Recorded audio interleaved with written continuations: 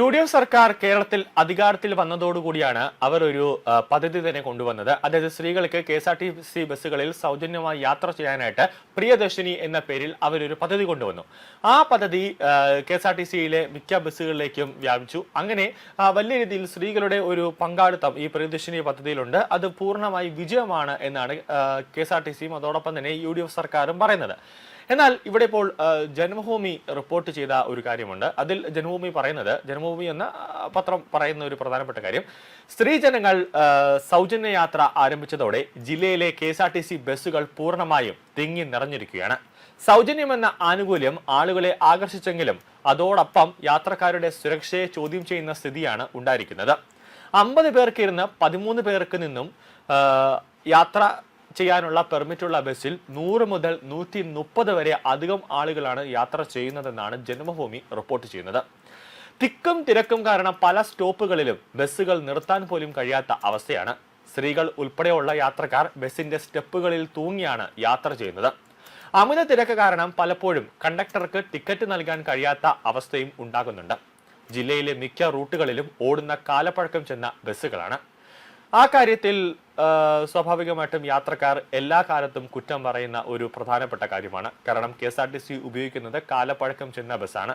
ഒരു മഴ പെയ്താൽ പോലും KSRTCയുടെ ബസ്സിന്റെ അകത്ത് മുഴുവനും ഒരു കുളമായി മാറുന്ന ഒരവസ്ഥ ആവുന്ന ഒരു സാഹചര്യം. അതായത് ഒരു ബസ് എന്ന് പറയുന്നാൽ ബസ്സിൽ യാത്ര ചെയ്യുമ്പോൾ ഒരു മഴ പോലും പെയ്താൽ യാത്രക്കാർക്ക് നനയാൻ പാടില്ല എന്ന ഒരു സാമാന്യമായ ഒരു രീതിയാണ് ഒരു ബസ് കൊണ്ട് ഉദ്ദേശിക്കുന്നത്. ട്രെയിൻ ആയിരുന്നാലും അങ്ങനെ തന്നെയാണ്. അതുകൊണ്ടാണ് ബസ്സിനൊക്കെ നമ്മൾ ജനലിന്റെ അവിടെ തന്നെ ഒരു ഷട്ടർ എന്ന സമ്പ്രദായം കൊണ്ടുവന്നിട്ടുള്ളത്. അതായത് മഴ പെയ്ത് കഴിഞ്ഞാൽ ഉടനെ ഷട്ടർ ഇടുക, പുറത്തുനിന്നുള്ള വെള്ളമൊന്നും യാത്രക്കാരുടെ ദേഹത്ത് വീണ് ഡ്രസ്സൊന്നും നനയാതിരിക്കാൻ വേണ്ടിയാണ് ഷട്ടർ സംവിധാനം വരുന്നത്. പക്ഷേ ഈ മഴ പെയ്ത് കഴിയുമ്പോൾ തന്നെ ബസ്സിന്റെ ഷട്ടർ ഇട്ടാൽ പോലും അകത്തുകൂടി വെള്ളം ഒലിച്ചിറങ്ങുന്ന ഒരവസ്ഥ, ബസ്സിന്റെ ഏതെങ്കിലും ഭാഗത്തു നിന്നടക്കം മുകളിൽ കൂടെയൊക്കെ വെള്ളം ഇങ്ങനെ വന്ന് താഴോട്ട് വീഴുന്ന അവസ്ഥ, മൊത്തത്തിൽ ഒരു ചെളി ആ അവസ്ഥയായി വൃത്തികേടാകുന്ന ഒരു സാഹചര്യം ഉണ്ടാകുന്നു. അത് എവിടെയൊക്കെയോ ബസ്സിന്റെ ചില ഭാഗങ്ങളിൽ ഒരു ദ്വാരം ഉണ്ടാകുന്നു. അത് മുകളിൽ നിന്ന് വീഴുന്ന മഴ പെയ്യുമ്പോൾ അത് ആ വെള്ളം ദ്വാരത്തിനകത്ത് കയറി ബസ്സിലേക്ക് വരുന്ന ഒരു അവസ്ഥയാണ്. അത് ബസ്സിൽ യാത്ര ചെയ്യുന്ന യാത്രക്കാർക്ക് ഇത് കാര്യങ്ങൾ പറഞ്ഞാൽ മനസ്സിലാകുന്ന ഒരു സാഹചര്യമാണ്.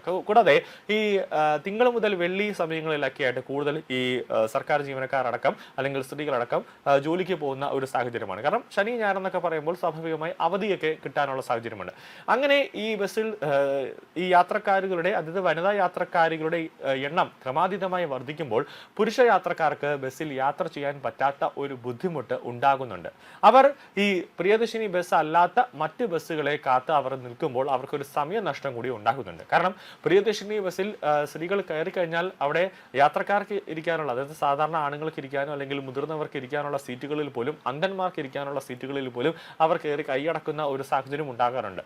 ഇതിനൊക്കെ അപ്പുറത്തേക്ക് നോക്കുമ്പോൾ ഈ ബസ്സുകളിൽ ടിക്കറ്റ് എടുക്കുന്ന, അതായത് ടിക്കറ്റ് കൊടുക്കുന്ന കണ്ടക്ടർക്ക് വലിയ രീതിയിലുള്ള ഒരു തിരിച്ചടി ഉണ്ടാകുന്നുണ്ട്. കാരണം അവർക്ക് ഓവർ ഒരു ഡ്യൂട്ടി, അതായത് അവരുടെ ഒരു ദിവസം അവർക്ക് എക്സ്ട്രാ അവരുടെ എനർജി കളയേണ്ട ഒരു സാഹചര്യം ഉണ്ടാകുന്നുണ്ട്. അത് ബസ്സിൽ, ഈ പ്രിയദർശിനി ബസ്സിലേക്ക് യാത്ര ചെയ്യുന്ന സമയത്ത് കണ്ടക്ടറോടൊന്ന് സംസാരിക്കുമ്പോഴോ അല്ലെങ്കിൽ അവരുടെ മുഖഭാവം കാണുമ്പോഴോ അറിയാം, അവർ മൊത്തത്തിൽ തളർന്നു നിൽക്കുന്ന ഒരു അവസ്ഥയായിരിക്കും. അതായത് ഒരു സ്ഥലത്ത് നിന്ന് അവർക്ക് മറ്റൊരു സ്ഥലത്തേക്ക് പോലും പോകാൻ പറ്റാത്ത, അതായത് ബാക്കിൽ നിന്ന് കണ്ടക്ടർ ടിക്കറ്റ് കൊടുക്കുകയാണെങ്കിൽ അവർക്ക് ഫ്രണ്ടിൽ പോയി ടിക്കറ്റ് കൊടുക്കാൻ പറ്റാത്ത ഒരു സാഹചര്യം ഉണ്ടാകും. ഒന്നേ അവര് നെരുങ്ങി പിതുങ്ങിയൊക്കെ വേണം പോകാൻ, അല്ലെങ്കിൽ ബാക്ക് ഡോർ തുറന്നിറങ്ങി ഫ്രണ്ട് ഡോറിൽ കയറി ടിക്കറ്റ് കൊടുത്തിട്ട് തിരിച്ച് ഫ്രണ്ട് ഡോർ തുറന്നിറങ്ങി ബാക്ക് ഡോറിൽ കയറി, അങ്ങനെ വരുമ്പോൾ കണ്ടക്ടർക്ക് ഒരു വലിയൊരു ബുദ്ധിമുട്ടുണ്ടാകുന്നു. ഇതിന്റെ ഇടയിൽ കൂടെ ടിക്കറ്റ് ചക്കറും കൂടെ കയറി കഴിഞ്ഞാൽ ഈ പ്രിയദർശിനി സ്കീമിൽ യാത്ര ചെയ്യുന്ന വനിതാ യാത്രക്കാർ ടിക്കറ്റ് എടുത്തിട്ടില്ല എന്നുണ്ടെങ്കിൽ അതിന്റെ പിഴ കണ്ടക്ടർ തന്നെ ഒടുക്കേണ്ടി വരുന്ന ഒരു സാഹചര്യം കൂടിയുണ്ട്. അപ്പോൾ നമുക്കറിയാം, നമ്മുടെ KSRTC ബസ്സിനെ സംബന്ധിച്ച് നോക്കിക്കഴിഞ്ഞാൽ കഴിഞ്ഞ ജൂണിലേക്ക് ആലപ്പുഴയിൽ ഓടിക്കൊണ്ടിരുന്ന ബസ്സിന്റെ ടയർ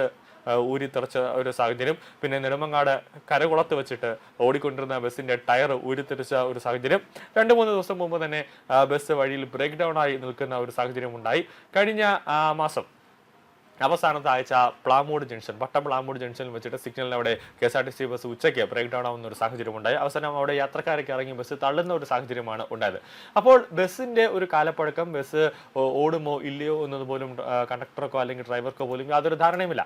ഓവർലോഡും തേയ്മാനവും കാരണം ഏത് നിമിഷവും അപകടം സംഭവിക്കാവുന്ന ഒരു സാഹചര്യമാണ്. നമ്മുടെ കേരളത്തെ സംബന്ധിച്ചിടത്തോളം, കേരളത്തിലെ സർക്കാരിനെ സംബന്ധിച്ചിടത്തോളം, ഭരണകൂടത്തെ സംബന്ധിച്ചിടത്തോളം എന്തെങ്കിലും ഒരു അപകടം ഉണ്ടാകുമ്പോൾ മാത്രമാണ് വലിയ രീതിയിൽ ഒരു മീറ്റിംഗ് വിളിച്ചു കൂട്ടുന്നു, അതിന് അതിനുശേഷം നിയമങ്ങൾ ഇറക്കുന്നു, അതിനുശേഷം മോട്ടോർ വാഹന വകുപ്പിനെ ഇറക്കുന്നു, മോട്ടോർ വാഹന വകുപ്പിന് കർശനമായ ഒരു നിർദ്ദേശം കൊടുക്കുന്നു. പിന്നെ ഒരാഴ്ച പിന്നെ രാവിലെ മുതൽ രാത്രി വരെയുള്ള ഒരു ചെക്കിംഗ് ആയിരിക്കും. ആ ഒരാഴ്ച കഴിയുമ്പോൾ പിന്നെ ചെക്കിങ്ങും ഉണ്ടാവില്ല, ഒന്നും ഉണ്ടാവില്ല. അത് അങ്ങനെയാണ് നമ്മുടെ കേരളത്തിലെ ചില വകുപ്പുകളുടെ ഒരു രീതി അല്ലെങ്കിൽ പ്രവർത്തനം എന്ന് പറഞ്ഞാൽ.